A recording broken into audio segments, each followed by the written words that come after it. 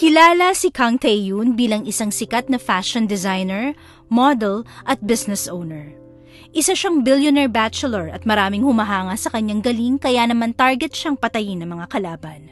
May nangyaring insidente sa kanyang kumpanya at ito ang nagdulot ng pagkasira ng fashion show event nila. Nalaman nilang may mole sa company. Ginaya nito ang collections ni Taeyoon at binenta sa kalaban nila sa negosyo. Nasira ang pangalan ni Taeyoon at bumagsak ang investments kaya nagbakasyon siya sa malayo para pansamantalang makalayo sa mapanghusgang syudad matapos niyang patalsikin at i-blacklist ang mga nagtraidor. Habang naglalakbay sa karagatan sakay ng yate, nakita niyang palutang-lutang sa dagat ang isang bote. Kinuha niya yon at nakitang may papel sa loob.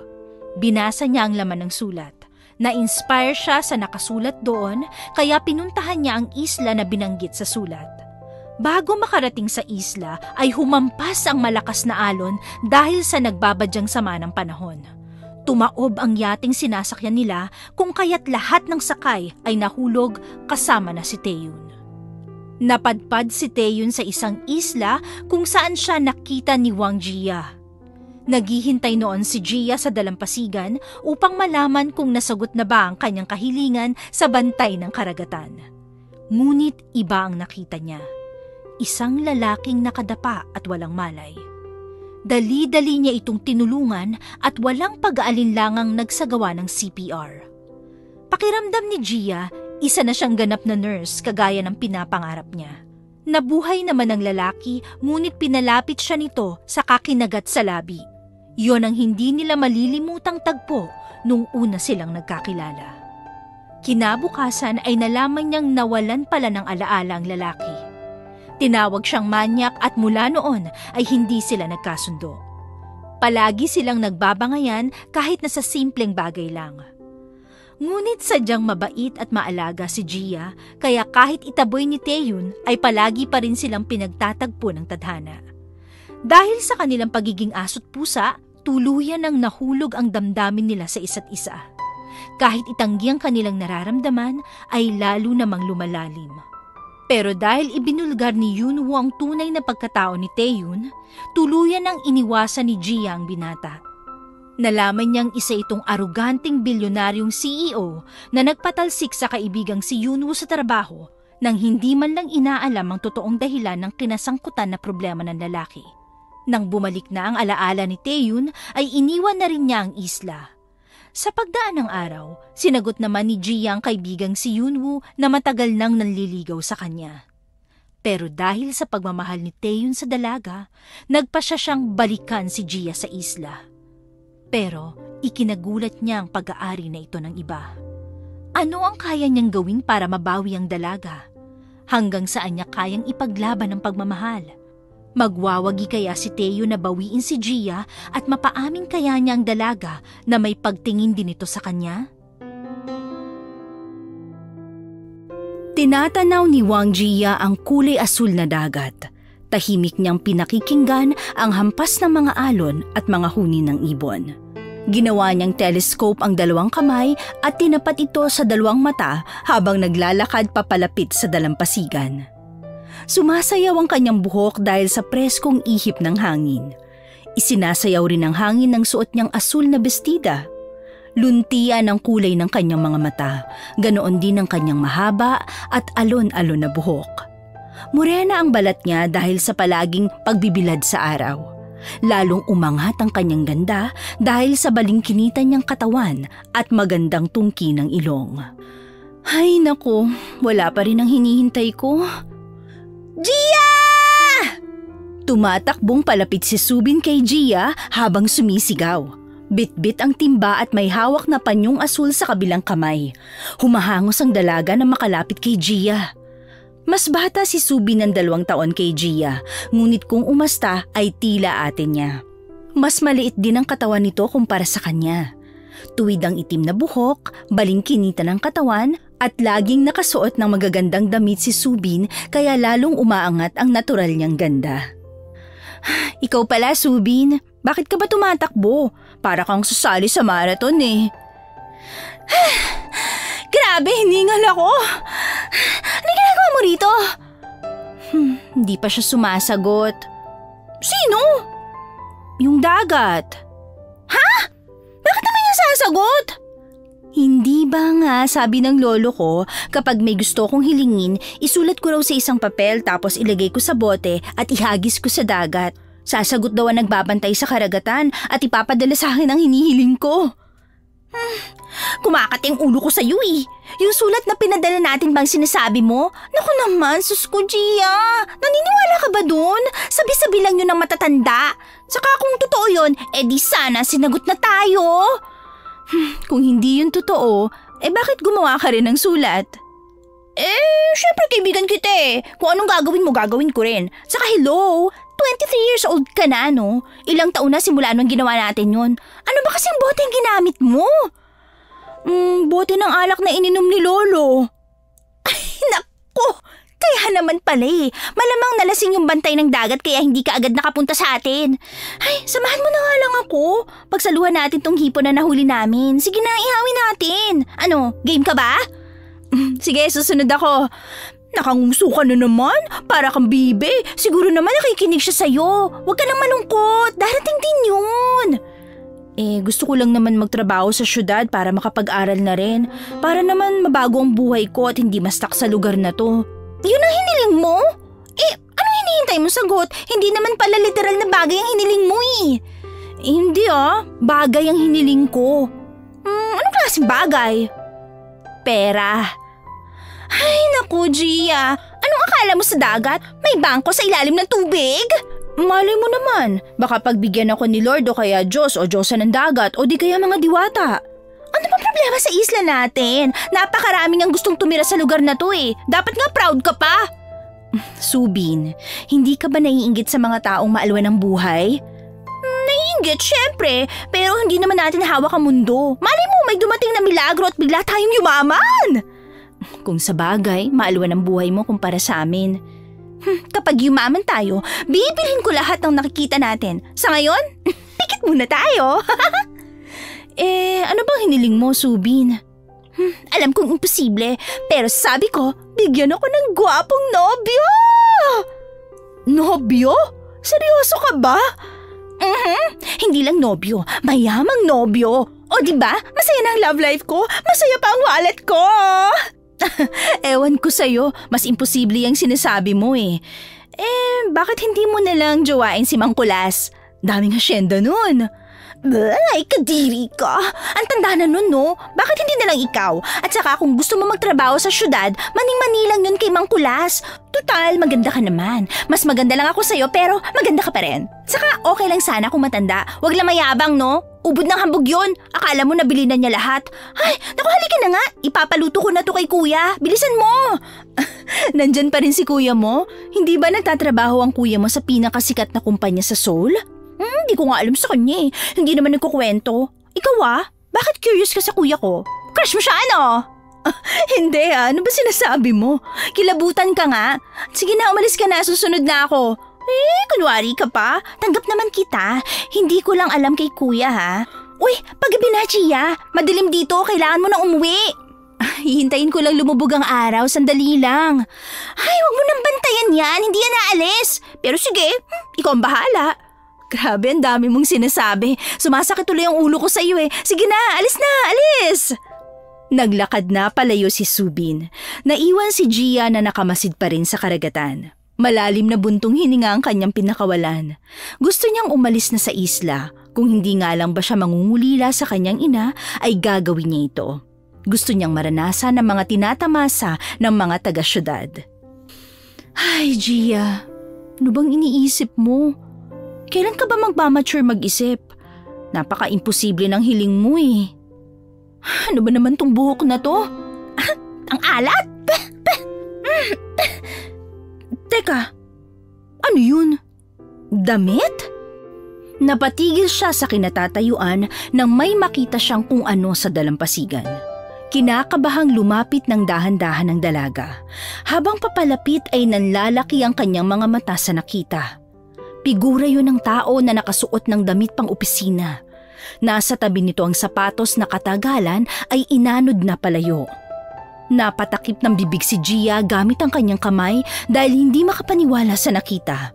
Natatakot siya na lapitan ng taong walang malay na nakadapa sa dalampasigan. Sinipat niyang mabuti hanggang sa nalamang lalaki ito dahil sa buhok at pangangatawan. Ay, patay na ba siya? Gia! Ayaw pumayag ng kuya ko na hindi ka kasama eh! Subin, halika rito, bilis! Oo na! Sandali lang naman, no? May patay! May patay, Subin! Teka, ano ba sinasabi mo? Ay, Diyos ko! Ay, ano yan? Patay na ba talaga? Saglit lang ako nawala, nakapatay ka na! Tumigil ka nga, baka may makarinig pa sa'yo eh. Tawagin na natin si Kapitan. Hindi, wag! Paano kung tayo pa ang pagbintangan niyan, no? Bakit tayo pagbibintangan? Eh nakita nga lang natin siya, di ba? Ay, ganito na lang. I-check muna natin kung buhay pa siya o kaya itago natin sa kuweba. Nababaliw ka na ba? Mas lalo tayong paghihinalaan yan eh. Bantayan mo ang paligid. Susubukan ko lang siyang itihaya at ilayo sa dalampasigan. Grabe ang bigat niya. Tulungan mo naman ako. Ay, oo nga, ang bigat niya. Para tayo nagbuhat ng 2 sako ng bigas. Pakiramdam ko nabawasan ako ng 1 kilo. Ayoko naman pumayat Gia. Ikaw kasi ang kulit mo. Huwag na tayong magsisihan dito. Natigilan si Gia nang mapansing tila may kakaiba sa lalaki. Siniyasat niya ng tingin at naisip niya na kung patay na ito, dapat maputla na at malamig.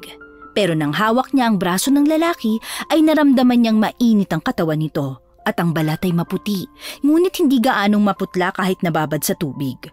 Mas lumapit pa si Gia. Hinawakan niya ang leeg at saka kinapa ang pulso ng lalaki. Ay sayang, gwapo pa naman oh. Maputi, matangos ang ilong, mahabang pilik mata. Ay, aray, ano ba? Bakit ka pa nangahampas? Subin, buhay pa siya. Seryoso ka? Patingin? Oo nga, may pintig pa ang pulso niya. Pero bakit walang hininga? Buhay pa ba siyang talaga? Buhay pa si Pogi? Marahang hinawi ni Subin si Gia para pulsuhan din ang lalaki. Nagkatinginan ng magkaibigan at nagngitian. Nag-appear silang dalawa dahil sa katuwaan. Tumigil lang sila nang maalala na kailangan nilang bilisan ang pagtulong sa lalaki bago pa tuluyang bawian ang buhay. Ay, mukhang totoo ang sinabi ng lolo mo. Binigyan ako ng dagat ng poging lalaki! Hindi ba sabi mo mayamang lalaki ang kailangan mo? Ay, tingnan mo to, Gia. Mukhang mamahalin ang relo niya. Mukhang quality rin ang damit na suot. Aba, tingnan mo, may wallet din. Ay, ang daming pera oh. Tingnan mo, Gia. Tiba-tiba tayo nito. Ay! Uy, Gia, ano ba ginagawa mo? Bakit pa pumatong ka sa kanya? Ang bastos mo ah! Ay, hindi ko kayang walang gawin. Kesa pag nakawan siya, baka pwedeng humingi ka ng tulong. Sige na, susubukan ko siyang i-revive. Ano gagawin mo? Nabasa ko to sa libro. Susubukan ko siyang i-revive. Sige na, tumawag ka na ng tulong. Itago mo muna yung gamit niya. Huwag kang magmamadaling ibenta o gastusin yan ha. Isusumbong kita sa kuya mo. Ay, tama si kuya! Pupuntahan ko siya! Mabilis na tumakbo palayo si Subin, habang si Gia naman ay napapalunok sa gagawin. Ito ang unang beses na gagawin niya ang iniisip, dahil ito rin ang unang beses na mailalapat ang kanyang labi sa ibang tao. Ay, hindi Gia, walang mali siya to. Magliligtas ka ng buhay. Tama. Lumanghap siya ng hangin bago pikit matang isinalin ito sa bibig ng lalaki. Pinisil niya ang ilong upang hindi lumabas ang hangin na ibibigay niya. Pinosisyon niya ang mga kamay sa dibdib ng lalaki. Ang mga daliri niya sa isang kamay ay nakatiklop sa mga pagitan ng mga daliri sa isa pang kamay. Bumibilang siya habang dinidiinan ng dibdib ng lalaki. 3 ulit siya bago pa napaubo ang lalaking inililigtas. Laking tuwa niya kaya napayakap siya sa lalaki nang magkamalay na. Ay, salamat naman at buhay ka! Ipinagpatuloy ng dalaga ang pagtulong sa lalaki. Itinagilid niya ito at hinampas-hampas ang likod para maisuka ang tubig dagat na nainom. Maya-maya ay dumilat ang lalaki at sumenya sa kanyang lumapit. Okay ka na? May sasabihin ka ba? Anong gusto mong sabihin ha? Hindi kasi kita maintindihan eh. Sandali lalapit pa ako. Ibulong mo nga sa akin, baka mahina lang ang boses mo eh. Ang sakit nun Bakit mo ako kinagat? Loko ka ah! Sa dami ng kakagatin mo, labi ko pa talaga ah! Siraulo ka, matapos kitang iligtas, ganito pang gaganti mo?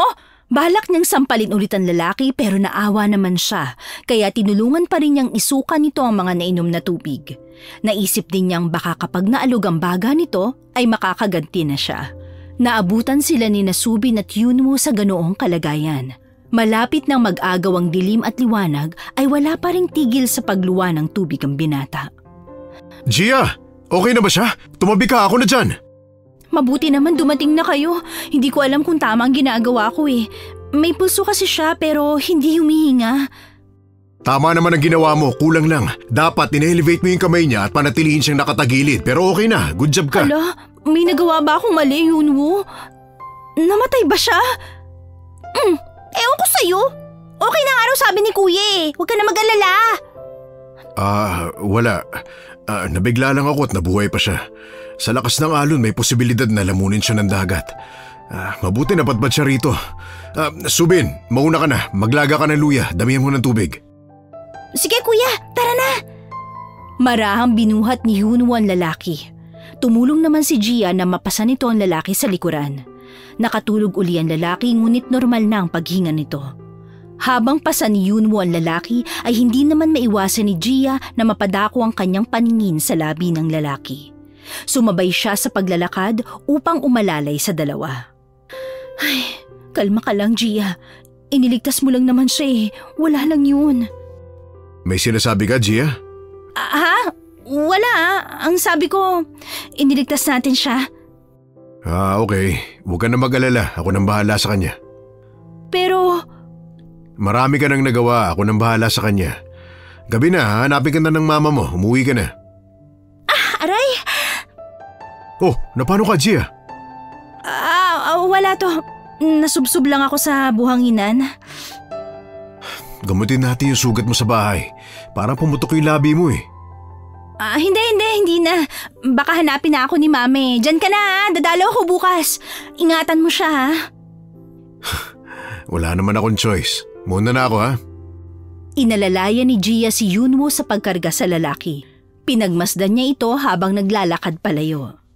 Nang makarating sa bahay, nakita niyang abala ang ina sa pagluluto habang karga ang bunso niyang kapatid na nasa 10 buwan ng edad.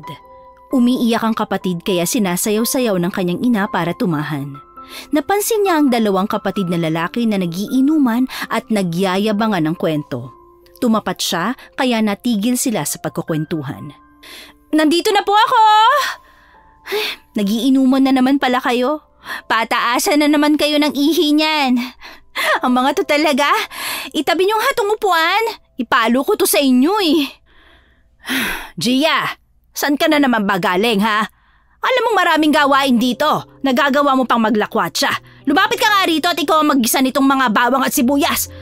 Lintik ang bata ka eh. Palamunin ka na nga, lakwatsera ka pa. Gabing-gabi na ma, ang init pa rin ang ulo mo. Naibunton mo yata ang galit mo dito sa ginigisa mo eh. Sunog po, tingnan nyo. Ikaw ang nakasunog niyan. Bakit ako? Kabibigay mo lang ng sandok ko. Ay, ang dami mong reklamo. Gisahin mo na yan ang makakain na tayo. Damihan mo ng sabaw, saka mo ilagay yung pritong isda ha. Ay, isda na naman ang ulam natin.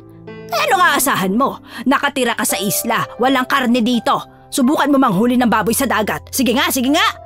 Ay, nagsasawa na po ako sa ulam, ma. Kapag ako talaga nakakuha ng trabaho sa syudad, padadalhan kita ng maraming pagkain.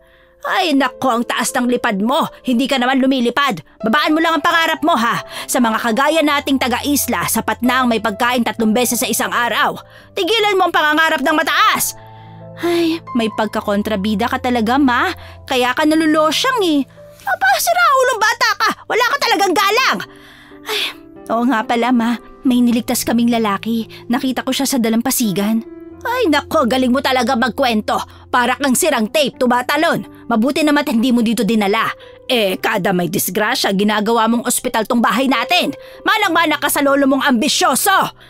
Huwag niyo pong pagsasalitaan ng lolo ko ng ganyan ha. Magagalit po ako. Laitin niyo na ang lahat, wag lang po si lolo. Oh, ano? Matagal nang patay ang lolo mo eh. Kalimutan mo na siya at ang mga kalokohang sinabi niya sa'yo. Dahil sa kanya, nalugmok tayo. Saan ka ba nakakita ng shaman na nagsasabing pumunta ng ospital ang mga pasyente niya? Shaman nga siya di ba? Nag-aral po si Lolo at nagbasa ng mga librong pang-medisina. Hanggang ngayon binabasa ko pa rin ang mga librong binigay niya. Ano pong masama sa mga ginawa ni Lolo? Nasa modernong panahon na po tayo, Ma. Kaalaman ang kailangan ng mga tao at hindi ka sinungalingan. Ay nako, tigilan mo nga ako, Gia. Sa mga baluktot mong paniniwala na yan. Nabuhay ang mga ninuno natin ng walang mga medisina at panggagamot na sinasabi mo. At utang na loob, hindi ka naaahon. Kahit kailan hindi ka magiging nurse gaya na gusto mo. Tumingin ka sa realidad, Gia. Yang lolo mo, ha? Puro kasinungalingan ang sinabi niya, kaya tuloy maaga siyang kinuha. At least totoong sinasabi niya. Tingnan mo ang nangyari. Pagkamatay ni Papa, naghanap ka kaagad ng kapalit. Pinagpalit mo siya sa pangit na byunho na yan. Kinampihan mo pa siya na sinabi ni Lolo na iiwan ka lang nun. Nasaan na siya ngayon? Iniwan ka, di ba? Napakabastos mo talagang bata. Ang kapal na mukha mo. Matapos kitang ilabas sa mundo, ganito ang igaganti mo sa akin. Hindi ka na nakakatulong, perwisyo ka pa. Bakit hindi ka humanap ng trabaho na sa ganun ay makatulong ka, ha? O hindi kaya naman ay alagaan mo ang kapatid mo? Total pag-aalaga rin naman ang nursing na gusto mo, di ba? O kaya mag-abroad ka na lang. Malaki pang kita mo doon. Matutuwa pa ako sa iyo. Hindi ko aalagaan ang mga anak mo sa lalaking yon, Ma. Total, ginusto mo yan. Ikaw ang mag-alaga. Hindi rin ako magtatrabaho para sa'yo. Alam kong kasalanan sa Diyos ang sumuway sa magulang pero hindi ko rin naman gustong ipanganak mo. Wala ka talagang galang. Ang batang ito kahit kailan. Kung hindi maagang namatay ang papa mo at hindi pa saway ang lolo mo, maalwan sana ang buhay natin. Ako pa ang sisisihin mo sa mga nangyari. Ay, sino ka ba para pangaralan ako, ha? Anak lang kita! Hindi pa rin tumigil ang kanyang ina sa panenermon habang siya ay tinapos lang ang niluluto at pumasok na sa kwarto nilang maglolo. Tinulog na lang niya ang sama ng loob kahit kumakalamang tiyan. Kinabukasan nagising si Gia na wala na ang ina. Inaalagaan ng nakababata niyang kapatid na babae ang bunso nila. Nagluto siya para makakain ng mga kapatid niya at may makain ng kanyang ina pag-uwi nito. Pagkatapos ay nag-ayos siya ng sarili saka umalis na upang pumunta sa bahay ni Yunwoo. Pagkarating doon ay kumatok agad siya sa pinto. Ganun na lang ang gulat niya nang makita si Yunwoo na kaliligo lang at nagpupunas ng buhok gamit ang tuwalya. Gia, ang aga mo yata. Ay, naku Diyos mio, ano ka ba naman Yunwoo? Bakit wala kang pang itaas? Magbihis ka nga. Magbubukas ng pinto tapos ganyan ang ipapakita? Ano naman kung nakaganito ako? Bahay naman namin ito, di ba? Tsaka bakit ka ba naiilang? Ilang taon na kaya tayo magkakilala? Pero na lang kung may mali siya ka. Ay, naku, sobrang yabang mo talaga. Tumingin ka nga sa salamin, baka mahanap mo ang kasagutan. O bakit? Gwapo naman ako ah. Ako kaya pinakagwapo dito sa isla. Paano hindi ka magiging gwapo sa paningin nila? Eh lahat sila pangit. Wow, grabe manlait si Madam na laging lola kung manamit. Yabang talaga. Kapag ako yumaman, bibili ako ng magagandang damit. Mag-relax ka lang dyan, ha?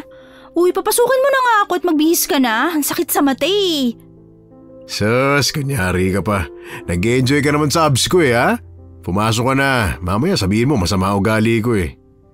Mabuti na lang talaga mabait ako. Kung hindi baka nasakal na kita eh. Bakit nga ba nandito ka pa? May trabaho ka sa syudad, diba? Ano, gusto mo ng kape? Pagtitimpla kita.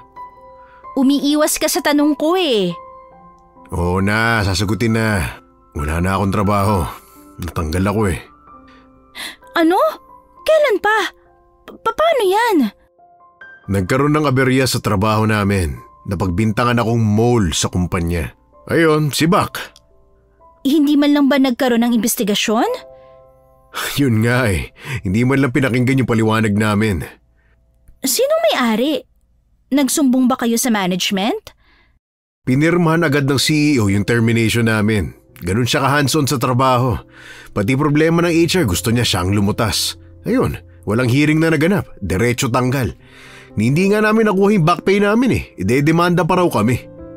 Eh si Raulo naman pala yung amo mo eh. Dapat dyan pinahihirapan. Huwag ka mag-alala, Gia. Nakahanap na ako ng paraan para gumanti. Tama. Lumaban ka. Hindi porke taga-isla tayo, ganun na lang ang gagawin nila. At saka, hindi ba nila alam na scholar ka? Magaling ka sa archery at munti ka nang makasali sa Olympics. Hindi ka dapat minamata ng mga yan. Oo nga pala. Gising na ba siya? Sino? Yung niligtas natin. Oo. Nagpapahinga siya sa kwarto. Puntahan mo. Nasa si Subin. Tulog pa siya eh. Ano, halika na. Nagalmusal ka na ba? Palagay ko hindi pa. Dinig na dinig ko yung pagkalam ng sikmura mo eh. Kain ka muna. Hindi na. Nakakahiya naman.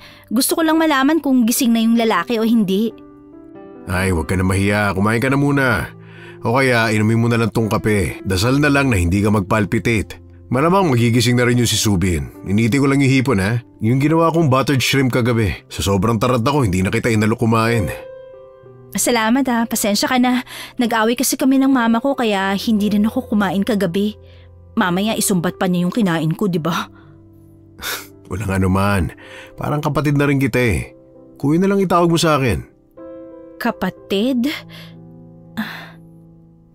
Ba't ka natahimik? Kung hindi ka komportable sa kuya, pwedeng yun muna lang itawag mo. Ikaw talaga, kunyari ka pa eh. Alam ko namang gusto mo ako. Hindi no? Asa ka? Oo na, sige na. Yun pwede ko ba siya makita? Sino, si Subin o yung lalaki? Yung lalaki, kukumustahin ko lang. Sure ka? Kumusta lang ha, baka pag nasaan mo rin. Ano na namang iniisip mo? Hindi ako manyak no? Wala naman. Ikaw binibiro lang kita, nagpapahuli ka naman. Akyatin mo na sa kwarto ko para maaya mo rin kumain. Sasamahan ko siya mamaya sa munisipyo para mag-report. Hindi ko siya crush ha. Baka kung anong isipin mo. Oo na, alam ko namang akong crush mo eh. Oy, hindi Grabe, feeling pogi. Alam na kaya niya? Wala naman akong pinagsabihan kahit si Subin eh. Ano yun? Wala. Ang sabi ko, initin mo na yung hipon. Kakain ako ng marami. Saka, hindi kita crush, no? Oo na, hindi. Sige na, umakit ka na ron. Yun mo. Kahapon pala, may nakita si Subi na wallet ng lalaki. Baka may mga ID siya ron. Oo. Ako nang bahala sa kanya. Sige. Sige na, akit ka na. Muling humakbang si Gia ngunit sumaglit siya ng tingin kay Yunwoo na nakatalikod. Nagtaka siya sa naging kilos ni Yunwoo dahil tila dumilim ang aura ng lalaki. Pagpasok ni Gia sa kwarto ni Yunwoo ay naabutan niyang nakaupo ang lalaki sa gilid ng kama. Tila nag-iisip siya habang nakatungo. Nakahalukip-kip ang mga braso ng lalaki sa harap ng dibdib. Hi! Kumusta ka? Ako nga pala si Gia. Anong pangalan mo? Bakit ganyan ka naman makatingin? Ikaw ba yun? Ang alin? Lumapit ka nga. Alanganing lumapit si Gia. Itinaas ng lalaki ang hintuturo at sumenyas na lumapit pa siya. Pagkahakbang ng dalaga palapit ay bigla naman siyang pinitik ng malakas sa bibig ng lalaki. Aray, ang sakit! Ikaw nga. Ano bang problema mo? Dahil wala ako sa wisyo, naisipan kong kagatin ang labi ng kung sino mang humalik sa labi ko. That's the evidence. Pa-English ka pa. Hindi kita hinalikan, no? Niligtas ko ang buhay mo. Ang tawag doon, CPR. I don't feel that CPR. May halong mali siya yung ginawa mo. Ano? Bakit naman kita pagsasamantalahan? Grabe naman mambintang to. Matapos ang lahat ng ginawa ko. Sana na lang pala iniwan na lang kita doon. Thanks for saving my life anyway. Walang anuman. Ano palang pangalan mo? Well, that's one of my problems right now. I don't even remember my name. Pangalan? Nakalimutan? Pero ang pag-i-English, hindi. Anong sabi mo? Sabi ko, malaking problema yan. Ano ba yung suot mo? Madre ka ba? Hindi You know what? It pisses me off. Could you give me some scissors and a basic sewing kit? Ano gagawin mo? Look at what I'm wearing. It lacks fashion. Paano nila natin na magsuot ng ganito? Basta damit, okay na yon. It's not okay. Okay? Ang pananamit ay fashion. Sumasalamin ang pananamit natin sa ugali. Bilisan mo na, kuha mo na ako ng panahi. Kung mahaba ang damit, ano ibig sabihin nun? Mahaba ang pasensya? Kung mahaba ang pasensya mo, ako hindi. Come on, do what I say. Lalaking may saltik, Hindi ko to bahay kaya wala akong alam sa sinasabi mo. Magtatanong ako kay Subin. Dito ka lang ha? Ano? Sino may saltik sa ating dalawa? Ikaw! Naku, parehas kayo ng ugali ni Yunwoo. Feeling ko hindi kayo magkakasundo. Diyan ka lang ha? Lilipat lang ako sa kabila. Subin! Ano ba ha? Natutulog pa ako eh. Gising na yung lalaki. Gising na siya? Kasasabi ko lang, 'di ba? Ay, Gia, ang aga pa, pero namimiloso po ka na, no? Sorry ang weird nga eh. May sewing kit ka ba dyan? Nangihingi siya eh. Sino may kailangan ng sewing kit? Yung lalaki sa kabilang kwarto. Ay, sabihin mo kumain muna. Meron ako dito sa kwarto. Meron din dun sa labas na sewing machine kung gusto niya. Tumayo ka na dyan. Ikaw na magpaliwanag dun. Eh bakit ako magpapaliwanag? Mukha ba akong ilaw? Nakakatawa ka. Bilisan mo na kasi. Ito na nga eh. Storbot sa pagtulog eh. Nakakainis. Sandali kakausapin ko na. Good morning. Ako nga pala si Subin. Dinala ka ng kapatid ko dito. Ano ang sasabihin ko, Gia? Kumain daw muna tayo. Ayun. Kainin muna kita, Este. Ano nga yun? Kainis kasing gwapo niya. Subin, masyado ka naman nagpapahalata. Ako na nga. Kain daw muna tayo bago kanya bigyan ng gamit na panahe. Kahit tahiin mo pa yung bibig mo pagkatapos, okay lang. Fine, weirdo. Lead the way. Anong weirdo? Kainis talaga siya. Ay, kalma ka lang, Gia. Pagpasensyahan mo ng mga ulyanin. Tumayo na ang lalaki at naglakad palabas ng kwarto. Sinundan naman ni Gia ng tingin ng binata. Tumigil ang lalaki at taas kilay na tumingin sa kanya na parang sinasabi na ituro sa kanyang daan. Bumuntong hininga si Gia sa kananguna sa paglalakad. Pakiramdam ni Gia ay nagtatrabaho siya sa masungit na amo na hindi naman nagpapasweldo. Pagbaba nila ay nakita ni Gia na nakahanda ang mga pagkain sa mesa. Agad silang pumwesto at tahimik na pinagsaluhan ang hipon na ulam. Do you guys have brewed coffee? Ha? I don't know. I feel like I want to drink brewed coffee. Wala kaming brewed coffee dito. What? Meron kami, kapeng bigas. Ito. Tumikim ka sa kape ko. What kind of coffee is that? May diferensya na bang tenga mo? Titingnan ko yan mamaya, kasi sabi ko lang na bigas eh. Never mind, I'll just eat shrimp. Ito, kain ka pa. Hindi mo ba talaga natatandaan yung mga nangyari at paano ka napadpad dito? I can't remember. Kahit edad mo o pangalan, wala talaga? Ang naaalala ko lang, itong manyak na to. Ako? Grabe siya eh. Hindi pa rin makamove on. Iniligtas niya ang buhay mo. Magpasalamat ka naman kahit papano. Well, she took advantage of me. Grabe sa took advantage ha. Hindi ka na lang magpasalamat na niligtas kita. Hindi ka sana nakakakain ng hipon ngayon. Whatever, Manang. Kung tirisin ko kaya to? Huwag kayo mag-away sa harapan ng pagkain, no? Hindi natin alam ang pangalan niya. Wala ring identity card sa wallet niya. Nasa kwarto ni Kuya mga gamit mo ha. Baka sakaling may maalala ka. Ay, oo nga pala. May pera ka rin pala sa wallet. Pwede bang akin na lang yon? Subin! Joke lang yun. Tama, bayaran mo na lang kami sa pagliligtas namin sa'yo. Gia, ano ba? Ay, sorry na. Akala ko lulusot eh. Ano bang ipapangalan natin sa kanya? Ahas na lang. Tutal, hindi siya grateful. Ay, alam ko na. Sokji na lang. Meaning, great treasure. O diba? Tapos, palayaw niya, Jin. Sounds good. Mukha ba yung treasure? Mukhang basura yan eh. Sino kaya sa atin na may mukhang malagkit na buhok? Ay, wow! Saya mo pala. Ang perfect mo ah. Tapos na akong kumain. Aalis muna ako ha. Sumama ka sa akin, Jin. Magre-report tayo sa kapitan pati sa munisipyo. I'm too tired to go. O sige, ako nang bahala.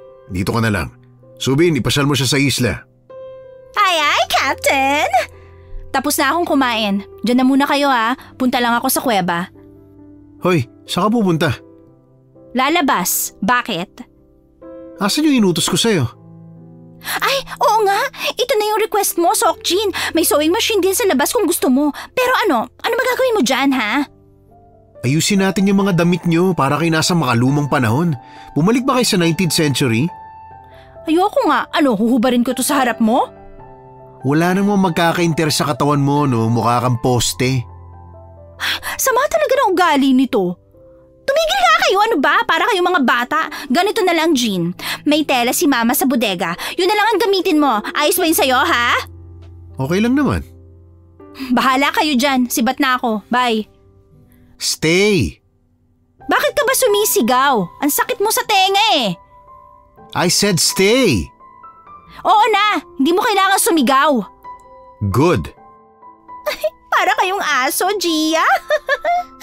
Sino bang kaibigan mo ha? Bakit parang kinakampihan mo pa yan? Saka napapansin ko lang ha, hindi ka ganyan kahinhen, Subin ha. May gusto ka ba sa lalaking yan? Ah, ano? Wala ha? Wala nga, ang kulit mo. Let's go. Saan ba natin makikita yon? Tara, dito sa may likod bahay namin ng bodega. May negosyo kasi kaming damitan sa may bayan dun sa katabing isla. Hindi na namin binibenta kapag may tasas na or hindi na maganda ang pagkakatahi. Kaya tinatambak na lang namin. Kung minsan binibenta namin sa murang halaga, kaso wala kaming oras para maglatag ng paninda dito sa isla eh. Ay, oo nga no, nawala sa isip ko na yun nga palang negosyo nyo. Ang dami nito, Subin ah. Sa daming walang pambili ng damit, pwede mo tong ipamigay. Ayaw namin, mas maganda na nandito lang yan. Bakit naman? Sayang naman kung mabubulok to. Mga reject kasi tong damit o kaya may sira, tastas o ano man. Ikaw nang bahala sa kung anong gusto mong gawin, ha? Buhatin mo nga to, Gia. Ano? Bakit ako? Bakit hindi ikaw? Gagawan ko na nga kayo ng magandang style na damit eh. Talaga ba, Jean? Wow, siguro fashion designer ka. Thank you ah. Ay naku, bahala kayo dyan. Lift it, come on, dalhin mo rin sa may sewing machine. Naiinis na ako sa'yo ah, ginagawa mo akong aso. Masama ang loob na binuhat ni Gia ang isang sako ng mga tela at damit. Nainis pa siya dahil hindi siya tinulungan ni Jean. Nang tangkain naman ni Subin na tumulong pero inawat siya ni Jean dahil inutusan ng dalaga na kumuha ng mga sinulid. Nakasimangot na binaba ni Gia ang sako sa veranda katabi ng sewing machine. Ay, buwisit na lalaking yun, mapag-utos. Pasalamat siya, mabait ako. Subin, palapitin mo nga yung madre mong kaibigan, susukatan ko lang. Grabe ka naman sa kanya, kahit ganyan yan, maganda naman siya. Halika Gia, lapit ka dito. Tama, maganda ako. Walang kwentang kagandahan kung hindi ka marunong pumorma. Pasakal nga ako sa kanya ng isa pero sobrang higpit ha? Ah, Gia pala ang pangalan mo. Intelligent and beautiful ang meaning nun. Parang parehas wala ka nun. Ay, dapat pala nilunod ko na lang to eh. Hindi kaya bakla si Jean? Napakataklesa niya para sa isang lalaki. Seokjin, huwag mong pagsasalitaan ng ganyan ng kaibigan ko. Siya ang magiging sister-in-law ko. Sister-in-law? Namula ang magkabilang pisngi ni Gia nang marinig ang sinabi ng kaibigan. Biglang pumasok sa isip niya na asawa na siya ng kapatid nitong si Yunwoo. Napansin din niya ang pagtitig sa kanya at maya-maya ay pinitik sa harap niya ang tape measure. Napapikit siya dahil muntikan na siyang tamaan sa mukha. Nang tingnan niya uli ang binata, ay lumapit na ito sa sako. Tss, sila ba ng kapatid mo, Subin? Hindi, pero gusto ko siya para kay Kuya Yunwoo ko. Ay nako, dapat pag-isipan niya ng kapatid mo. Animal talaga siya. Let's go, ayusin na natin yung mga damit niyo. Ilang minuto silang naghintay sa ginagawa ni Jean. Sobrang bilis ng mga kamay ng lalaki pagdating sa design at pagtatahi. Inihagis ni Jean kay Gia ang damit na ginawa niya. Kulay dilaw ang tela na kanyang ginamit at manipis ang strap na kanyang ginawa. Saktong-sakto kay Gia ang damit na tinahi ng lalaki. Samantalang floral na tela naman ang ginamit niya para kay Subin. Bestida rin ito na malalim ang V-line sa likuran. Wow, ang ganda! Ang galing mo pala mag-design, Seokjin! Told ya. Wow, mapagkakakitaan natin yan! Pagkatapos ay nagtahi na rin ang binata ng sarili niyang damit.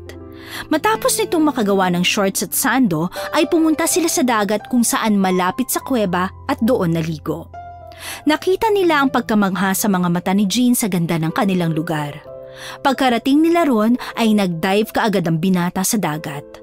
Labis na pinagtaka ni Gia ang ginawa ng lalaki. Wala itong takot o trauma sa tubig o karagatan kahit pa masama ang karanasan niya. Inisip na lang niya na baka dahil yon sa walang maalala ang binata. Umupo sina Gia at Subin sa bukana ng kuweba habang pinagmamasdan si Seokjin. Hindi nila namalayan na nakanganga na pala sila habang pinapanood ang binata.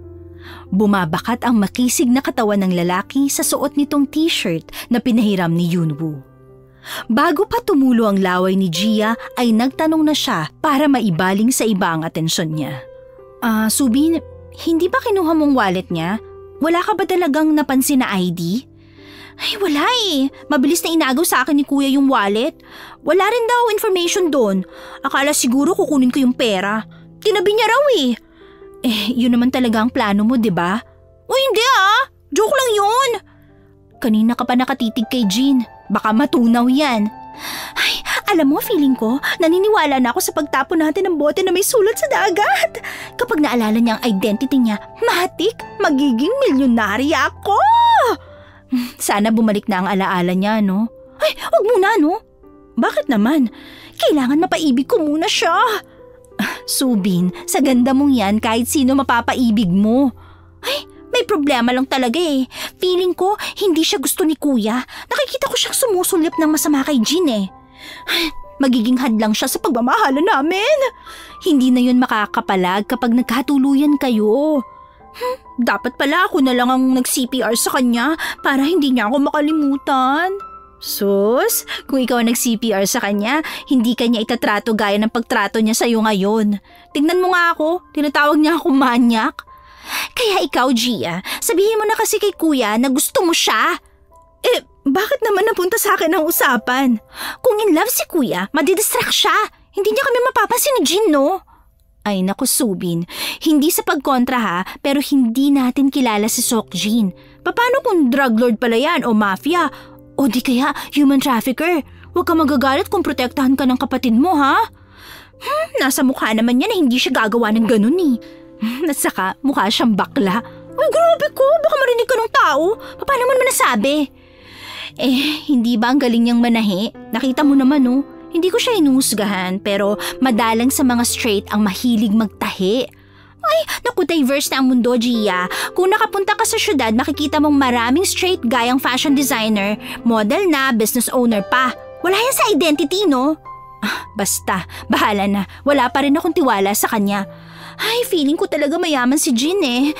Titingnan ko nga sa social media kung may nawawalang mayaman. Baka ikayaman ko na si Jean!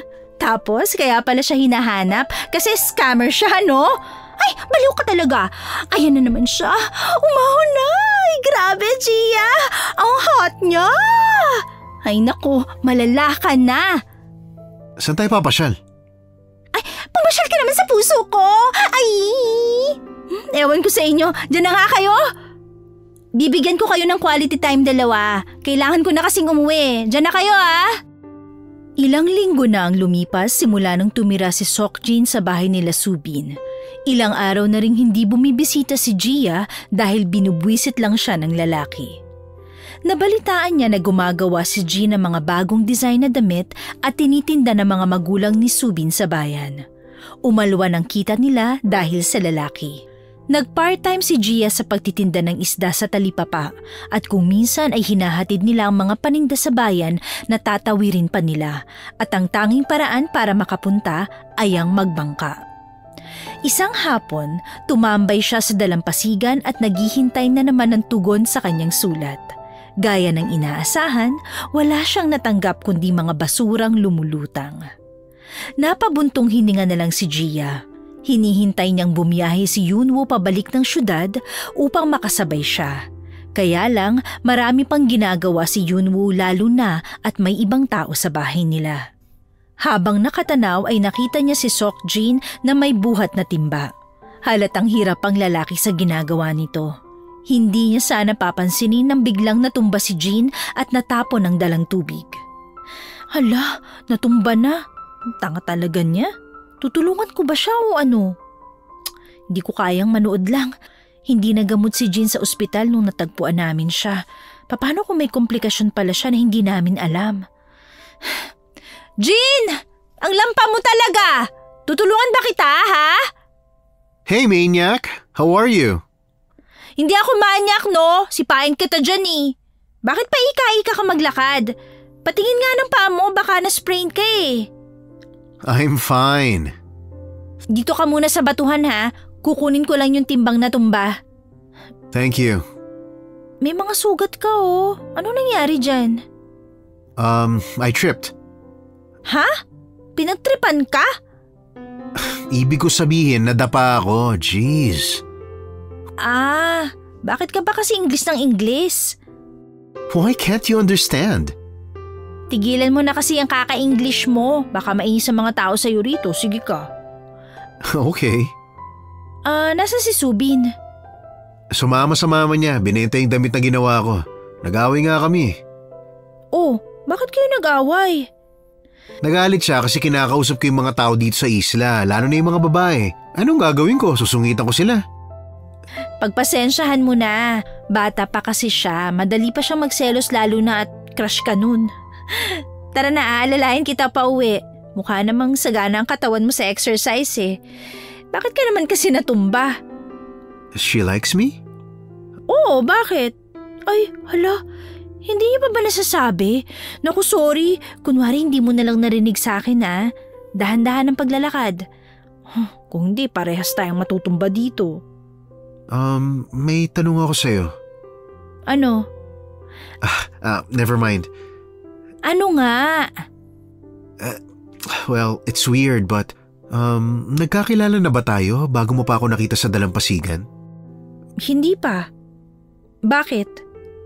Oh, wala. Para kasing pamilyar yung pangalan mo eh. Marami akong kapangalan sa mundo. Malamang may nakilala ka na rin na Gia ang pangalan. Nandito na tayo. Dito ka lang sa veranda ha. Kukuha lang ako ng kit sa kwarto ni Subin. Ready yun lagi eh. Pumasok si Gia sa bahay at dumiretso sa kwarto ni Subin. Hindi nag-aalinlangang pumasok sa bahay ng mga Lee si Gia. Para na kasing pamilya ang turing sa kanya. Kung minsan, dito rin siya natutulog kapag nababad trip siya sa bahay nila. Pagkakuha niya ng first aid kit ay tumakbo siya pabalik kay Jean. Sa pwesto kung saan nananahi si Jean ay dun din niya pinapwesto ang lalaki para magamot. Nabigla siya ng diretsong magtanong ang binata. Can I ask you something? Do you like me? Ha? Ako?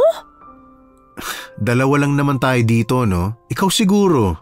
Ano ka ba? Hindi kita crush, no? Nasabi na naman sa'yo ni Subin kung sino, hindi ba? Bakit mo siya nagustuhan? Ha? Anong meron sa kanya at nagustuhan mo? Di ko rin alam eh. Stupid. Hay nako, kung di ka lang talaga nakakaawa, pinasuntok na kita kay Subin. Ilang linggo na nandito ka pa rin? Ikaw, bakit bigla kang nawawala?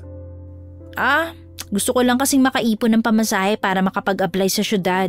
Sasabay ako kay Yunwoo. Siya nga pala, kamusta na kayo rito ni Subin? Ngayon, we fight sometimes. Pagpasensyahan mo na. Protective kasi yun pagdating sa gusto niya. Siya nga ang protector ko nung nag-aaral kami. Kahit mas bata siya, siya ang tumatay yung ate ko. Wala ka bang kapatid? Meron. Half brothers and half sisters. Alam mo, ang ganda talaga ng talent mo. Siguro fashion designer ka. Ay, nga pala, wala pa rin bang update tungkol sa'yo? Wala pa. Malungkot siguro yung nagigising ka na hindi mo alam kung sino ka. Ni pangalan mo, hindi mo matandaan. Pag-i-English lang talaga hindi mo makalimutan eh, no? Bakit ka nga pala nag-iigib kanina? Sabi kasi ni Yunwoo, kung gusto ko magstay dito, gumawa ako ng mga gawaing bahay. Tama naman, pero kung ganito na ang kondisyon mo, sa tingin ko dapat tumigil ka muna. You know I can't. Nakakahiya sa kanila at saka ayoko may isumbat sila sa akin in the end. Naku naman, alam ba to ni tita? Bisita ka kung ituring nun. At saka halata sa kami mong hindi ka sanay sa gawaing ganito. Isa pa, nakakatulong ka naman sa kanila dahil sa magagandang damit na ginagawa mo. Nasan ba si Yunwoo? Nagpapahinga na siya. Don't worry about me. Okay lang, I can do this. Alam mo, kahit masama ang ugali mo sa akin, hindi ko kaya magalit sa'yo kasi ang bigat ng pinagdadaanan mo eh. Oh, may salubsob ka sa kamay. Nagsisiba ka rin pala ng kahoy? Pero bakit? Nakagasol naman sila dito ah. Hayaan mo na. Akin na, gamutin na natin yan. Aray, masakit! Uy, ang arte mo ah. Huwag ka malikot. Tatanggalin ko yan gamit ang tiyane. Masakit eh. Kapag sinampal kita, yun ang masakit. Yan, tanggal na. Ano, namatay ka ba ha? Ang OA mo eh. May sugat ka rin sa tuhod. Ay, ano ba ginagawa mo sa buhay? Akin na nga yan, lalagyan ko yan ng betadine. Para kasi ako nag-aalaga ng bata dito. Ano ba yan? You know, you really care for others. Uy, nagets niya. Alam mo ba, pangarap ko maging nurse. Kaso wala eh, mahirap lang kami. Nag-asawa na ang mama ko nang mamatay si Papa. Wala na ako ibang kamag-anak kundi siya. Gusto kong umalis dito sa isla pero hindi ko magawa. I don't know what to say. Okay lang yun. Makinig ka lang, okay na ako. Ibabad pala natin yung mga kamay mo sa maligamgam na tubig. Feeling ko ito yung source of income mo eh. Hindi to pwedeng mapasma. Huwag kang kumilos, okay? Iinitan lang kita ng tubig, sandali lang. Anong gagawin mo? Ibababad natin sa maligamgam na may baking soda ang mga paa at kamay mo. Nagpakulo si Gia ng tubig. Nang kumulo na ay hinati niya ang tubig sa dalawang maliit na palanggana at nilagyan uli ng tubig na maligamgam ang mga palanggana para hindi masyadong mainit. Nilagyan niya ng asin at baking soda ang dalawang palanggana. Dinala niya ang mga palanggana kay Jean at pinababa doon ang mga paa at kamay ng lalaki. Nakita niya sa mukha ni Jean na naginhawahan kaya natuwa siya. Ayan, nakarelax ka ba? Thank you. You're welcome. Oo nga pala, may mga naalala ka na ba kahit konti? Wala pa rin eh. Hindi ko rin gustong pilitin yung sarili kong makaalala. Siguro, namimiss mo na ang buhay mo, no? Hindi ko alam, pero nararamdaman kong ayaw munang bumalik. Bakit naman? Hindi ko rin alam eh. Kapag nakaalala ka na at mayaman ka pala, huwag mo akong kalimutan ha? Bakit naman kita makakalimutan? Pinagsamantalahan mo ako. Oy! Anong pinagsamantalahan? Sira ulo to. Niligtas ko lang ang buhay mo. So, kumusta naman kayo ni Yunwoo? Si Yunwoo? Bakit mo natanong? Wala lang, baka nililigawan ka na niya. Kapatid lang ang turing niya sa akin. Ikaw ba, gusto mo ba siya? Uy, masyado ng personal yan ah. Pwede mong hindi sagutin yung tanong ko kung hindi ka komportable. Dati gusto ko siya. Mabait kasi siya eh. Tapos yung mga bagay na nangungulila ako, pinupunan niya. Dati? Ibig sabihin, hindi na ngayon? Di naman sa ganon. Ang ibig kong sabihin… You like someone else? Who? Sabi mo pwedeng hindi ko sagutin. Sinagot mo na kanina. Ibig sabihin, open ka sa question na yon. So, who's the guy? Secret! Oo nga pala, may gusto akong malaman sa'yo. Huwag ka sana ma-offend ah. Pero pwedeng hindi mo rin sagutin. Ano yan? Bakla ka ba? What? Uy! Don't get me wrong ha, hindi ko intensyon mainsulto ka o ano. Ang galing mo kasi sa paggawa ng mga damit. Para kang fashion designer. Gusto ko lang naman kasing… Hindi na natuloy ni Gia ang sasabihin nang tumayo si Jean at halikan siya nito sa mga labi. Naistatwa siya sa kinatatayuan matapos gawin yon ng lalaki. Matapos nun ay bumalik sa pagkakaupo ang binata. Hindi naman siya makagalaw kaagad dahil sa pagkabigla. Satisfied? Bakit mo ako hinalikan? That's my answer. Napalunok ng laway si Gia. Wala na siyang ibang masabi. Sinisisi niya ang sarili kung bakit pa niya natanong yun. Iniisip niyang baka na-offend niya ito kaya ganun ang reaksyon. Nawala ang pagkailang niya nang dumating ang kaibigan. Sokjin! Gia! Subin! Kanina ka pa ba nandyan? Bakit nandito ka? Nakita ko kasi si Jean na nahihirapan sa dala niya kanina. Natumba siya kaya tinulungan ko. Marami siyang sugat kaya ginamot ko na rin. Kanina ka pa ba dyan? Hindi, kararating lang namin ni Mama eh. Ano yan? Bakit may mga palanggana? Binabad ko yung kamay niya at paa sa maligamgam na tubig. Kumuha pala ako ng baking soda sa kusina niyo para mawala yung tension sa katawan niya. Ay, okay. Pasensya na, Gia. Pagod kasi kami ni Mama. Nagtinda kasi kami. Wala ako sa mood makipag-usap sa'yo ngayon. Magpapahinga muna ako Sige. Sige next time na lang. Pahinga ka na. Masakit ba ang ulo mo? Ihilutin kita. Umuwi ka na muna, Gia, please. Pero okay ka lang ba talaga? Baka gusto mo ipagluto kita. Sabi ko umuwi ka na muna eh! Subin! Pasensya ka na, Gia. Pagod lang ako. I'm so sorry. Naintindihan ko. Makulit lang kasi talaga ako eh. Una na ako Pahinga na kayong dalawa. Gia, sige na nga. Mag-usap muna tayo saglit. Halika muna sa labas. Pasensya ka na talaga Aaminin ko na sa'yo. Naiinggit ako sa closeness niyo eh. Hindi ko rin alam kung bakit ko nararamdaman. Kaibigan naman kita eh. Lalo pa ngayon kami na ni Jean. Tila nasapol lang napakalaking kometa si Gia nang marinig yon sa kaibigan. Pakiramdam niya nawalan siya ng hininga ng 5 segundo. Tila nabingi rin siya at kahit nagsasalita ang kaibigan ay hindi na niya maintindihan. Para siyang nalulunod sa ilalim ng dagat. Uy, Gia! Sabi ko, kami na! Masaya ka ba para sa amin? Oo naman, masaya ako sa inyo.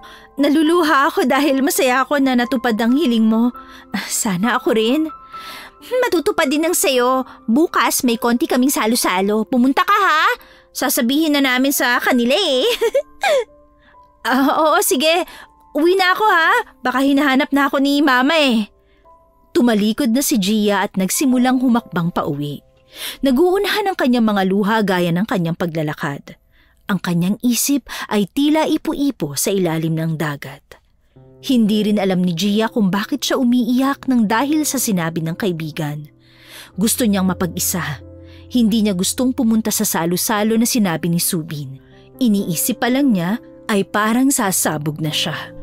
Napatanong tuloy siya sa kanyang sarili kung may gusto ba siya kay Jean at bakit ang lakas ng epekto nito sa kanya. Saglit siyang tumambay sa dalampasigan at tahimik na umiyak. Gia, bakit ka pa umiiyak? Naku, Gia, hindi ka dapat umiiyak eh. Bakit ba? Nalulungkot ka ba na sila na? Siyempre hindi umiiyak ako kasi masaya ako para kay Subin. Sana lang magtagal sila. Mukhang maintin kasi ang ulo nila parehas. Okay na ako. Wala na to. Makauwi na nga ng bahay. Umuwi siya at naabutan niyang naglalapag sa mesa ng mga pinamilyang kanyang ina. Naaawa siya sa itsura ng kanyang ina. Hindi na ito nag-aayos, hindi kagaya ng dati. Naaalala pa ni Gia nung bata pa siya kung gaano kaaliwalas at malapad ang ngiti ng kanyang ina noong nabubuhay pa ang kanyang ama. Araw-araw silang naglalakad sa tabing dagat at masayang naghaharutan.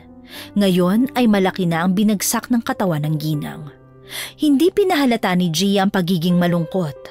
Nilulukob siya ng kalungkutan dahil sa problema sa kanyang puso pati na rin sa kanyang pamilya.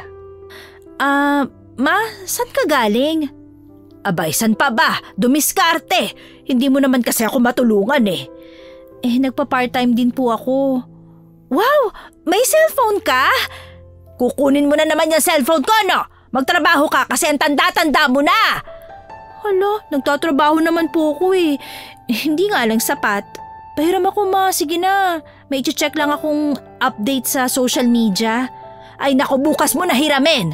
Ngayon na po, sige na please. Bukas na! Pupunta ka na naman sa dalampasigan, makakuha lang ng signal. Gabing-gabi na Sige po, ako na po magluluto ma.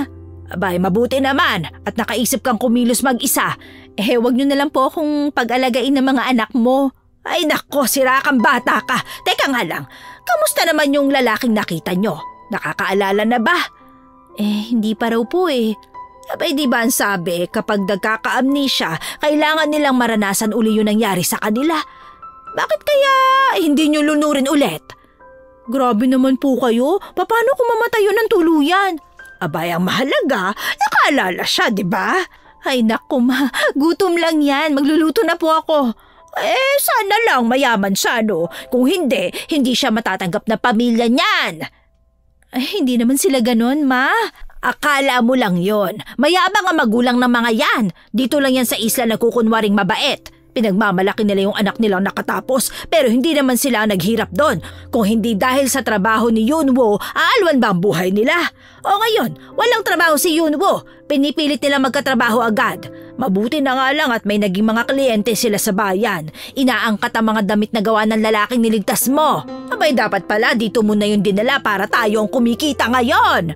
Hindi naman po sa ganun ang pagkakakilala ko sa kanila. Bahala ka anak. Sabagay anak kita, kaya alam kong matigas din ang ulo mo. Mama, may tanong pala ako. Oh, ano ba yon? Wag lang samat ha? Kung sakali pong may kaibigan kayo at sila na ng lalaking gusto mo, anong gagawin mo? Bay ako talaga ang tinanong mo dyan. Mukha ba akong kabet ha? Hindi ba may asawa na si Tito Byunho nang makilala mo? Sinugod ka pa nga eh. Ay naku, ang tabil talaga ng dila mo. Syempre kung gusto ko paglalabang ko. Sino ba sila para pigilan ako?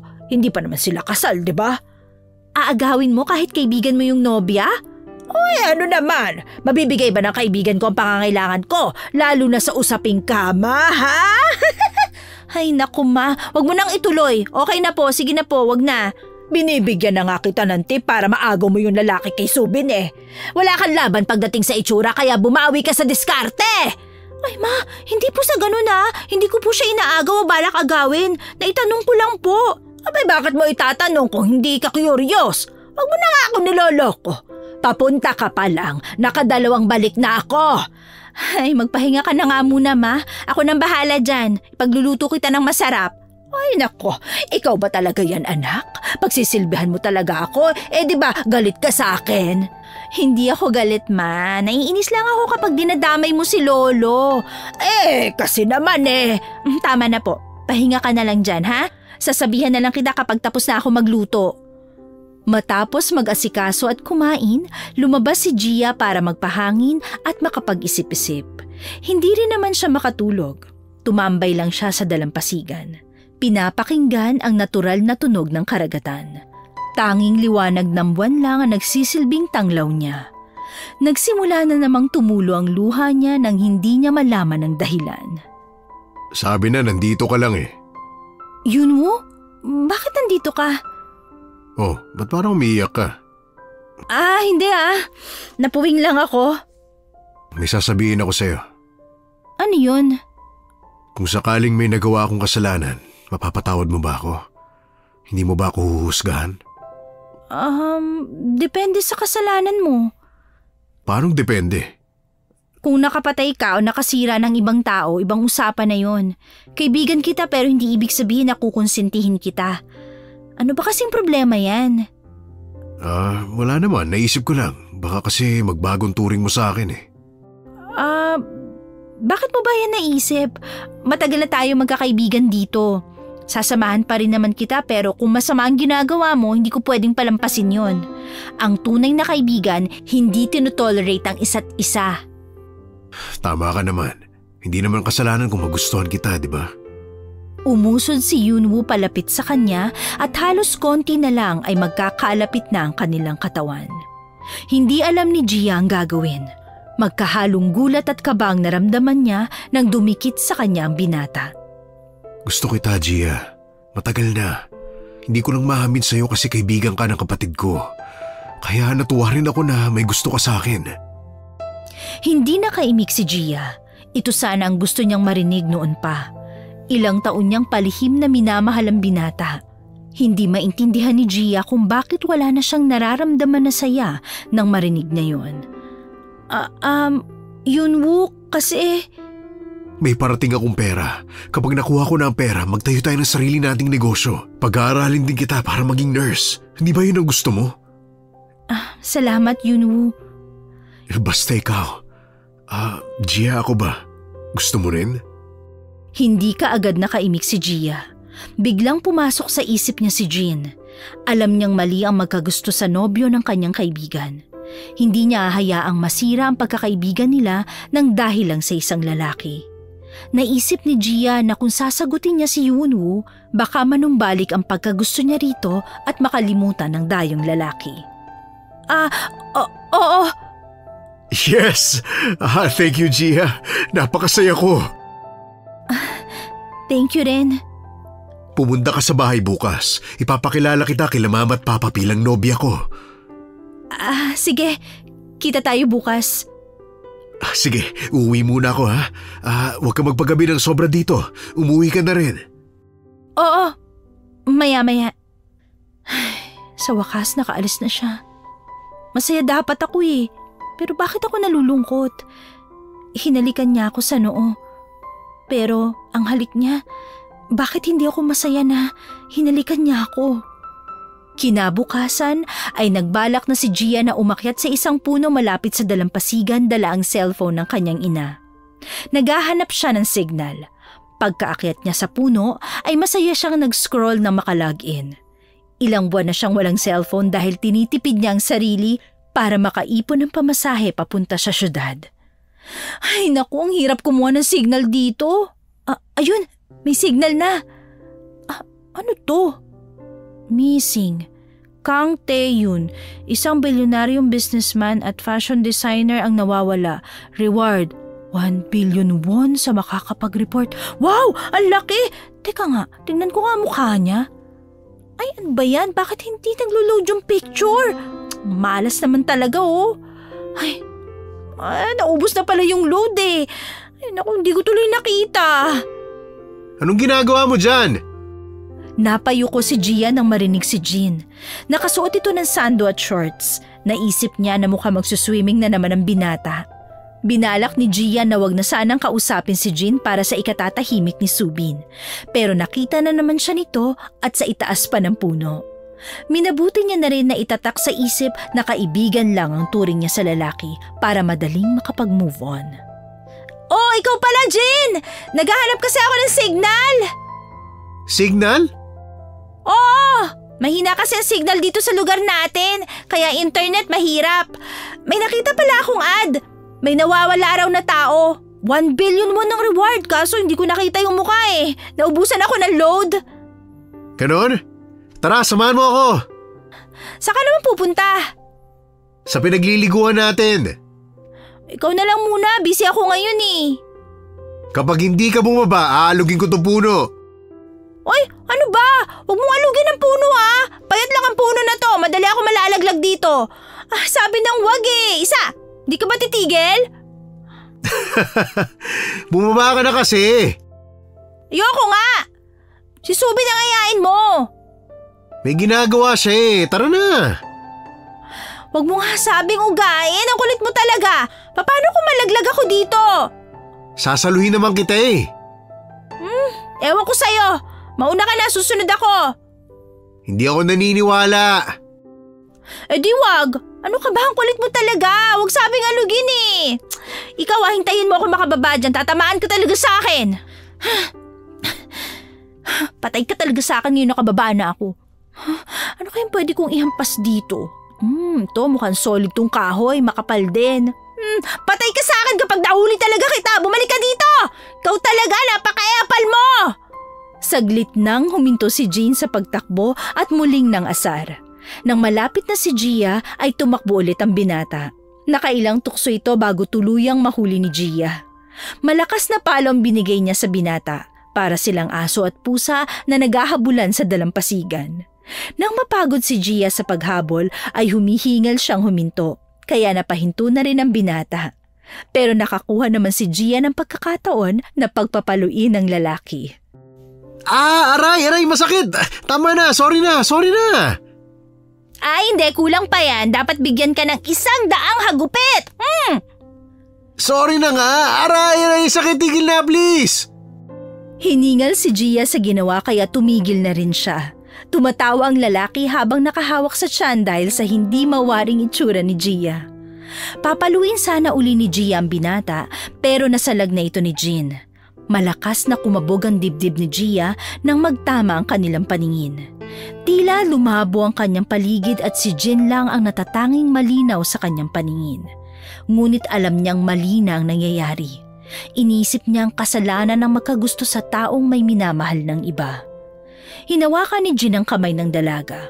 Balak sanang bawiin ni Gia ang kamay ngunit humigpit ang hawak ni Jean. Sumeryoso ang tingin ng lalaki. Ang isang kamay ni Jean ay inihawak niya sa baywang ng dalaga. Lalo namang nabigla si Gia nang kabigin siya palapit ng binata. Konting espasyo na lang ang pagitan ng kanilang mga mukha. Hindi napigilan ni Gia ang mapasinghap at itinukod niya ang kamay sa bandang dibdib ni Jean upang hindi gaanong magdikit ang katawan nila. Kumakabog ang dibdib niya na para bang malakas itong tumatambol nang wala sa ritmo. Nanlaki ang mga mata ng dalaga nang lumapat ang mga labi ng binata sa kanyang labi at agad siyang napalunok sa kaba. Tila ilang boltaheng kuryente ang dumaloy sa kanyang katawan. Hindi niya alam kung ilang segundo o minuto sila sa ganoong pwesto pero nagising sa pagkakatulala ang dalaga nang pisilin ni Jean ang kanyang ilong. Doon niya lang nalaman na iniisip lang pala niya ang pagdampi ng kanilang mga labi. Aray! Good morning! Ay, nakakainis. Ganito talaga ang pambungad mo sa umaga, no? Tanggalin mo na nga yung kamay mo. Di ako makahinga. Kainis ka. Peste ka talaga, Jean! Sorry na, bakit ka ba nanunulak? Bakit ka rin ba dikit ng dikit? Diyan ka na nga, huwag mo na nga ako sundan. Sorry na nga ikaw naman di ka naman mabiro. Para ka kasing tanga eh. Oy, may iba tayo.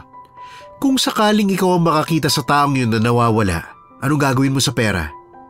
Hindi ka makakatanggap sa akin ng balato, sige ka. Ang sungit mo naman, tinatanong ka lang eh.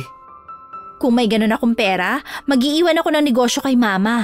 Tapos gusto ko sana mag-aral para kapag natapos ako, magpapatayo ako ng klinik malapit dito sa amin para hindi na kailangan pang tumawid ng mga taga rito sa kabilang isla.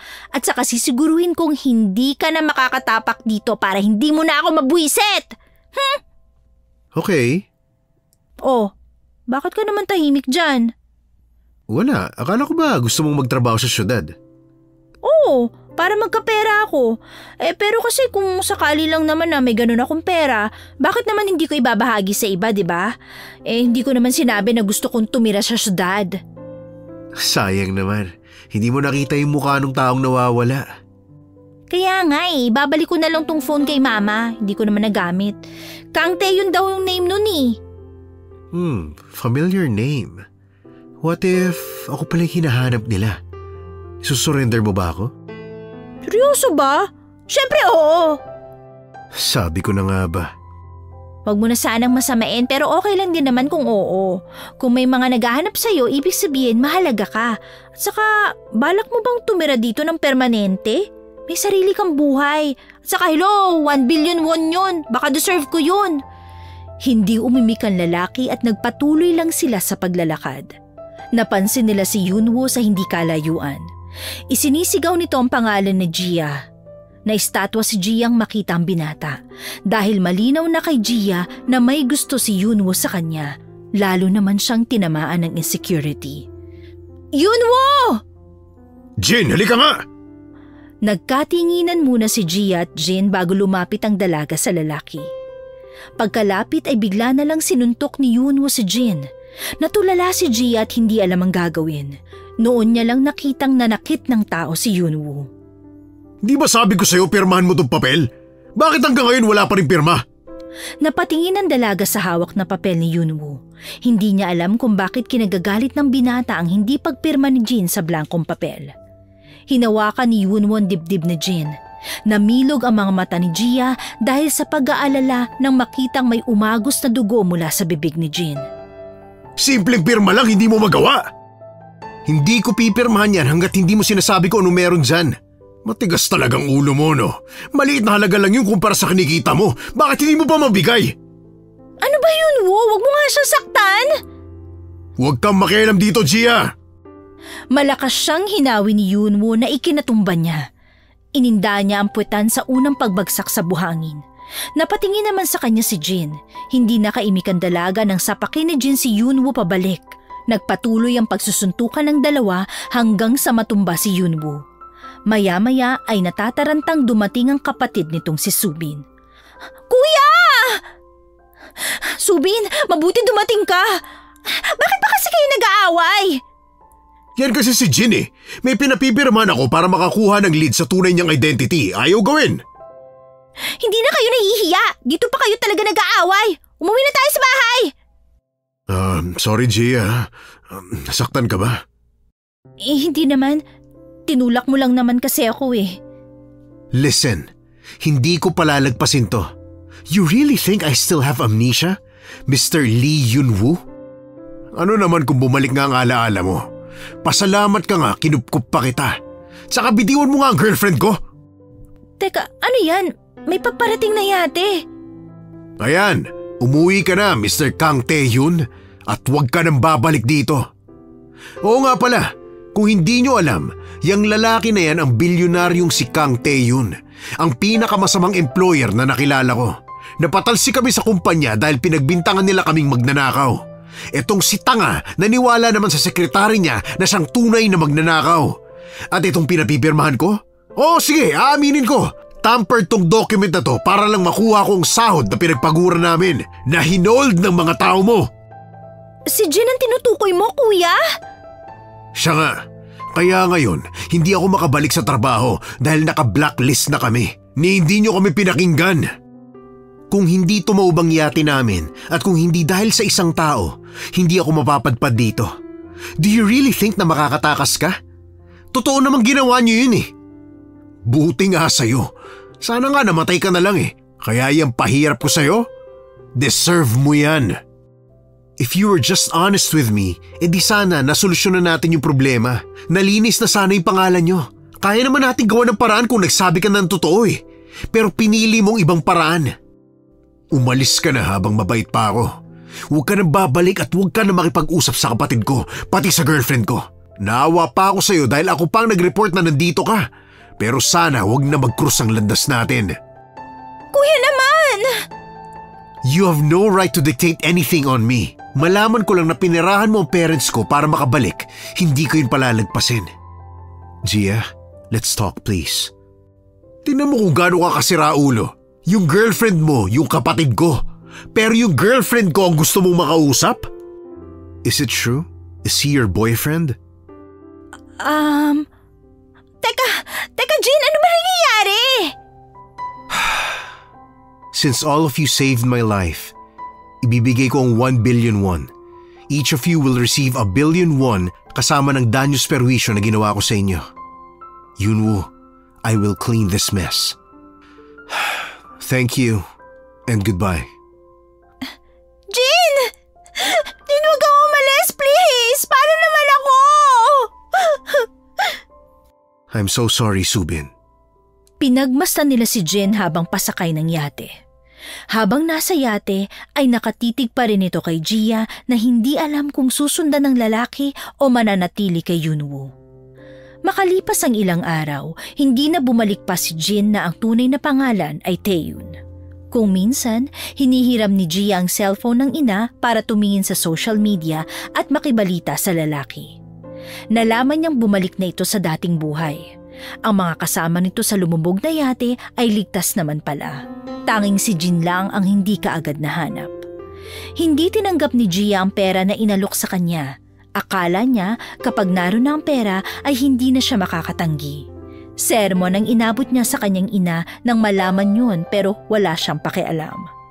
Naging maayos na rin ang relasyon niya sa kaibigan at sa kanyang nobyo na si Yunwoo. Matapos makuha ni Yunwoo ang pera ay nagtayo siya ng mga negosyo.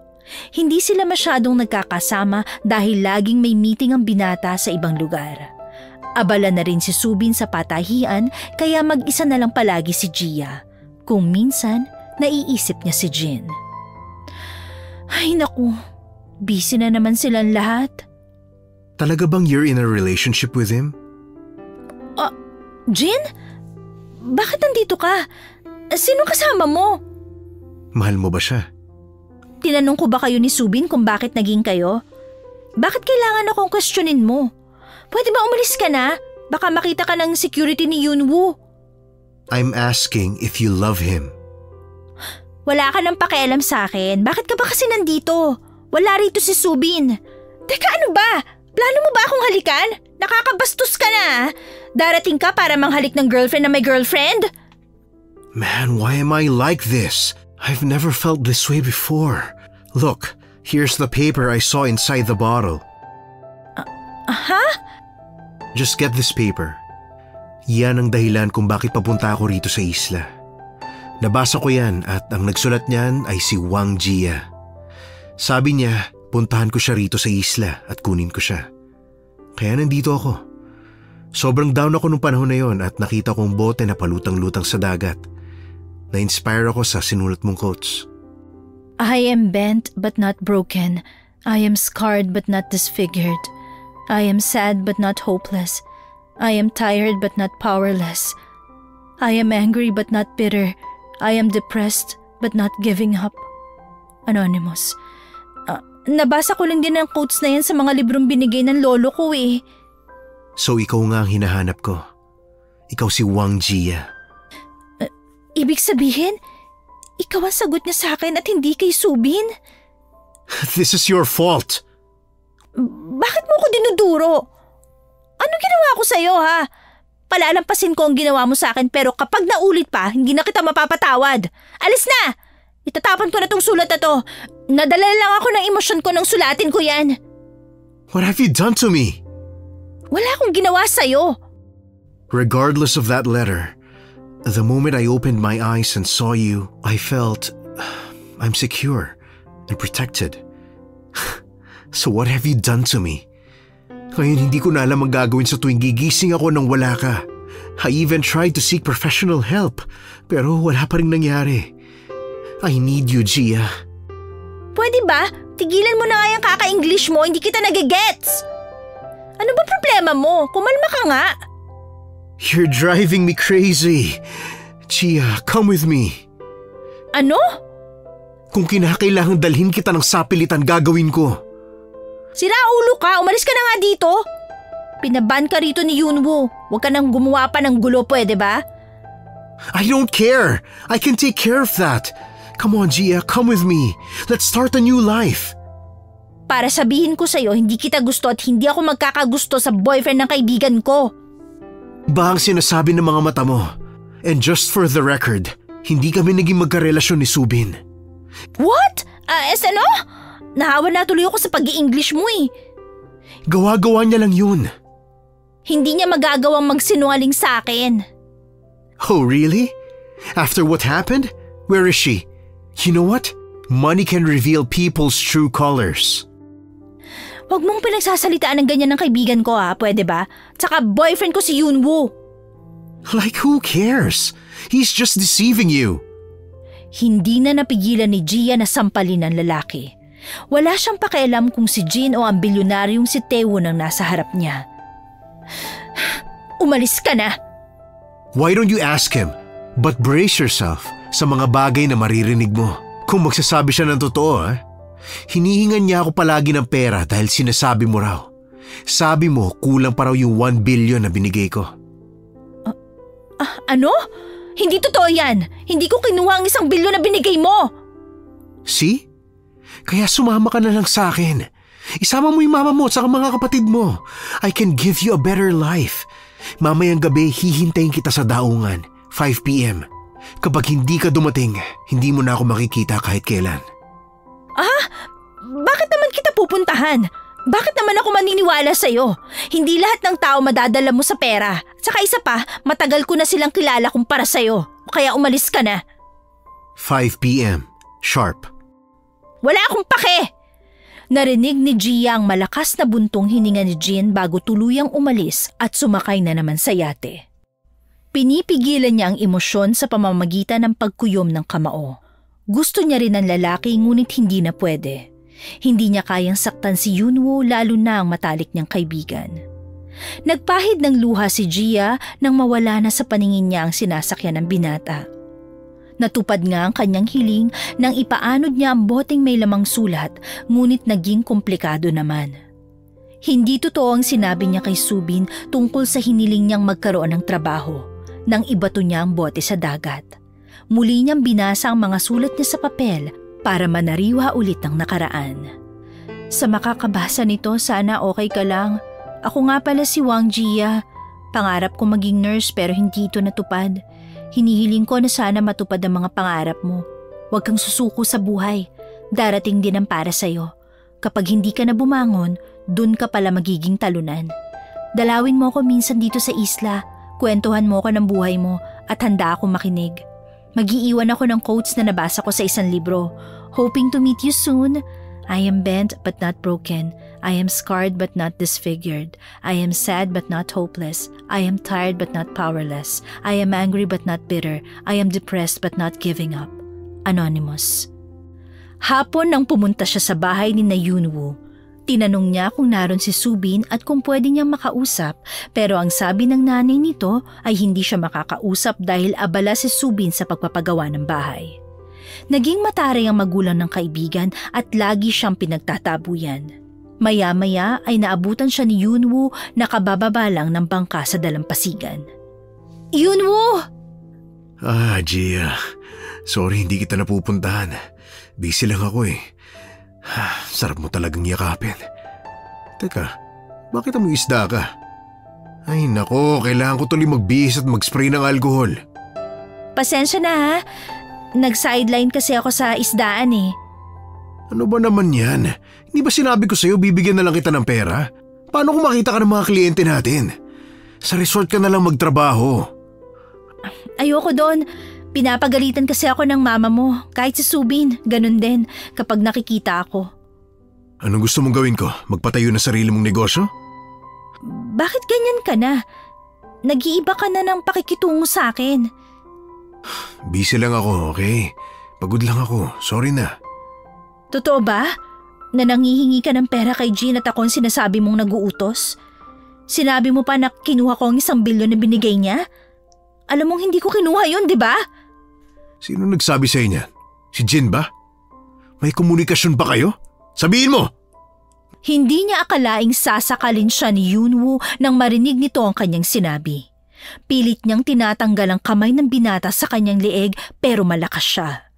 Sinuntok niya ang lalaki sa katawan para lang tanggalin ang pagkakasakal sa kanya pero hindi siya umaabot. Hindi ba sabi ko sa'yo huwag kang makikipag-usap sa kanya? Ha? Bitiwan mo ako! Isusubo kita kay Subin! E di magsumbong ka, pakialam ko. Sino bang kakampihan niya? Sa tingin mo ba may halaga ka pa kay Subin? Galit siya sa'yo! Buong lakas na sinipa niya ito sa maselang parte ng katawan, dahilan para mapaluhod ang lalaki. Hindi niya akalaing sasaktan siya ni Yunwoo. Nagtatanong siya sa isip kung nabulag ba siya at bakit niya nagustuhan ang ganong lalaki. Naisip din niya na tama nga siguro si Jin, kayang mabago ng pera ang pagkatao ng kung sino. Napakasama mo! Simula ngayon break na tayo! Huwag ka na magpapakita sa akin! Hindi ako magiging mabait! Gia, I'm sorry. Muli na namang tumulo ang mga luha niya habang tumatakbo pabalik sa kanilang bahay. Ang mga luhang iyon ay magkahalong galit at panghihinayang. Galit dahil sa ginawa ni Yunwoo at panghihinayang sa kanilang pinagsamahan. Napagbuhatan na siya ng kamay at hindi niya hayaang magaya sa kanyang ina nung kasama pa nila ang stepfather niya. Pinigil niya ang luha dahil naisip niyang hindi dapat iyakan ang mga ganong tao. Pag-uwi niya ay naabutan niyang kumpleto ang kanyang pamilya. Gia, saan ka na naman ba galing ha? Mag-impake kayo. Teka, ano ba nangyayari sa'yo? Aalis na tayo dito, ma. Ano? Seryoso ka ba? Sa tayo pupunta? Kahit saan, wag lang sa islang to na may demonyo. Teka, nababaliw ka na ba? Aalis ka na walang plano. Basta magtiwala ka lang sa akin. Bihisan mo na mga kapatid ko. Aalis tayo sa lugar na to. Kapag sumama kayo sa akin, titiyakin kong hindi kayo magugutom. Magtatrabaho ako hanggang sa mawala na ako ng hininga. Magtiwala ka lang, ma. O siya, sige. Mabilis naman akong kausap eh. Tutal, may 1 billion won ka naman, di ba? Mama, hindi ko kinuha ang pera na yon. Pero huwag kayong mag-alala, kikitain ko rin yan. Magtatrabaho ko sa mayamang pamilya. Pero saan nga tayo pupunta? Sasama ba kayo o hindi? Sasama na nga. Ay, mga bata, magbihis at mag-empake kayo! Kinuha lang nila ang importanteng mga gamit at konting damit. Ang mahalaga kay Gia ay makaalis sa isla. Parang sinisilihan ang katawan niya sa pag-alis. Mabilis ang kanilang hakbang papunta sa daungan.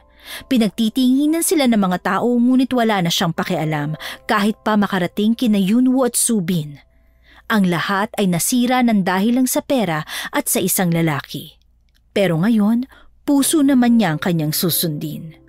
Humahangos na binagsak niya ang dalang sako bag sa buhangin. Natatanaw na niya ang yate ni Jin na parating. Kumaway si Gia at sinagot din siya ng kaway ng binata. Teka, anak, diyan ba tayo sasakay? Opo, simula ngayon, titira na tayo sa syudad. Akala ko hindi ka na darating. Magtatrabaho ako sa'yo. Ipangako mo lang na hindi mo gugutumin ang pamilya ko. Walang problema sa akin. Ma, natatandaan mo pa ba yung niligtas ko? Siya yun. Nice to meet you po. I'm Kang Tae-hyun. Jin ang tawag nila sa akin sa isla. Nice meeting you rin. Ay, sa wakas, makakasakay rin sa yate. Ay, naku, ang galing mo talaga, anak. Proud ako sa iyo. Sumakay ka na, ma. Nakakahiya eh. Pasok na tayo. Maraming pagkain sa loob. Nagkatinginan ng mag-ina. Hinawi ni Jin ang buhok ni Gia at pinwesto ito sa likurang bahagi ng kanyang tenga. Walang salita na namutawi sa kanila at maya-maya ay niyakap nila ang isa't isa. Tila nabunutan si Gia ng tinik sa dibdib. Wala na siyang pakialam kung may masaktan siyang tao kung kaligayahan niya naman ang kapalit. Umakbay si Jin kay Gia at naglakad sila papasok ng yate. Nang umandar ng yate ay nakita niya sina Yunwoo at Subin sa may daungan. Nakatanaw ang dalawa sa kanila. Sinisigaw ni Yunwoo ang pangalan niya at nagmumura sa sobrang inis. Hindi tumugon ang dalaga kahit nakikita niyang sumisipa-sipa si Yunwoo sa buhanginan. Sa isip niya, tama ang kanyang desisyon at wala siyang pinagsisisihan. Wakas.